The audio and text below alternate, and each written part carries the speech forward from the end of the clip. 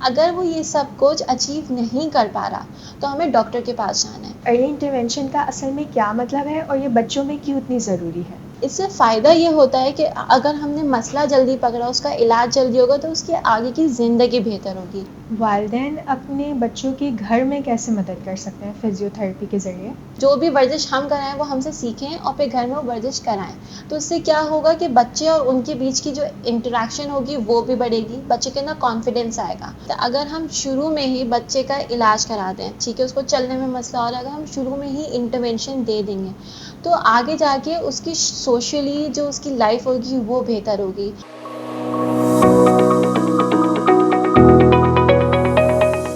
अस्सलाम वालेकुम। आज हम एक बहुत अहम मौजू पे बात करने जा रहे हैं कि बच्चों में फ़िज़ियोथेरेपी की अर्ली इंटरवेंशन की अहमियत। आज हमारे साथ एक बहुत तजुर्बेकार फ़िज़ियोथेरेपिस्ट मौजूद हैं, डॉक्टर हिदा। अस्सलाम वालेकुम। वालेकुम अस्सलाम। अच्छा, मेरा आपसे ये सवाल है कि अर्ली इंटरवेंशन का असल में क्या मतलब है और ये बच्चों में क्यों इतनी ज़रूरी है?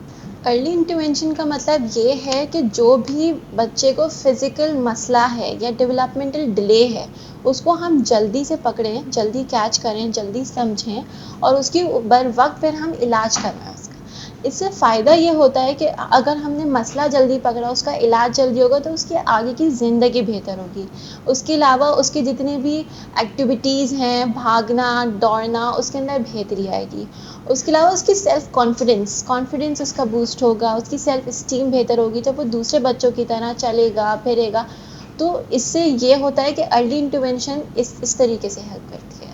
अच्छा, मेरा आपसे ये सवाल है कि कुछ आप ऐसी मिसालें दे सकती हैं कि कौन से ऐसे मसाइल में अर्ली इंटरवेंशंस फ़ायदेमंद साबित होती हैं? जी बिल्कुल। अब जैसे डाउन सिंड्रोम है, हमारे पास सेरेब्रल पैल्सी हैं, डेवलपमेंटल डिसऑर्डर्स हैं और कुछ बिहेवियरल डिसऑर्डर्स हैं।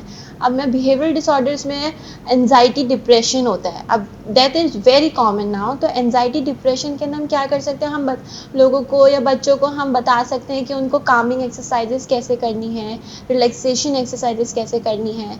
ADHD के बच्चे होते हैं तो उनके साथ क्या हम उन्हें बता सकते हैं इम्पल्स कंट्रोल कैसे करना है और ये सारी ब्रीदिंग एक्सरसाइजेस। तो इन सारे डिसऑर्डर्स के अंदर जो होती है फिजिकल थेरेपी बहुत अच्छे से हेल्प करती है। अच्छा डॉक्टर रिदा, क्या आप ये बता सकती हैं कि बच्चों की डेवलपमेंट पे ये लॉन्ग टर्म पे कैसे असरअंदाज करती है? जी बिल्कुल। बच्चों की लॉन्ग टर्म पे ये ऐसे असरअंदाज करता है, अगर हम शुरू में ही बच्चे का इलाज करा दें, ठीक है, उसको चलने में मसला हो रहा है, अगर हम शुरू में ही इंटरवेंशन दे देंगे तो आगे जाके उसकी सोशली जो उसकी लाइफ होगी वो बेहतर होगी।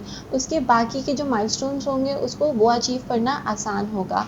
उसकी सेल्फ कॉन्फिडेंस बनेगा, ठीक है, वो जब बाहर जाएगा तो उसे ऐसा नहीं लगेगा कि मैं कौन हूँ, मैं बिल्कुल आउटकास्ट फील नहीं होगा। तो उसके कॉन्फिडेंस बिल्डअप होगा, उसके बाकी माइलस्टोन्स में से हेल्प होगी। और वो कौन सी ऐसी साइंस हैं जिससे पता चल सकता है कि बच्चों में ये अर्ली इंटरवेंशंस फ़ायदेमंद साबित होंगी भी या नहीं? अच्छा, ये बहुत अच्छा सवाल किया आपने कि कौन से ऐसे इंडिकेटर्स या साइन है कि हमें पता चले कि बच्चे को फिजियोथेरेपी की ज़रूरत है।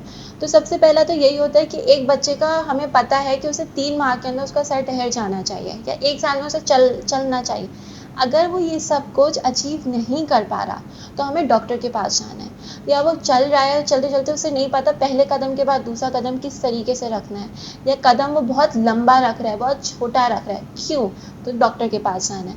या फिर वो गिर रहा है, उसको बैलेंस में मसला आ रहा है, उसकी कोऑर्डिनेशन में मसला आ रहा है, या उसको मसल की स्टिफनेस हो रही है, तो ये सारे वो साइंस होते हैं, इंडिकेटर्स होते हैं कि जिसके बुनियाद पे हमें जाना चाहिए कि डॉक्टर के पास जाएं और उससे पूछें कि इसको क्या प्रॉब्लम है। वालिदैन अपने बच्चों की घर में कैसे मदद कर सकते हैं फिजियोथेरेपी के ज़रिए?